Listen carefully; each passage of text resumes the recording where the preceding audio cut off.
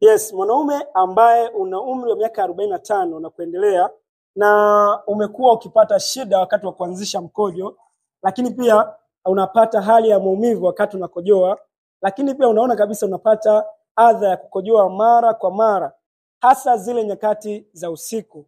Lakini umekuwa ukiona kabisa pressure yako ya mkojo imekuwa kidogo sana, lakini pia performance yako kwenye tendo la ndoa imekuwa tofauti na ulivyokuwa awali.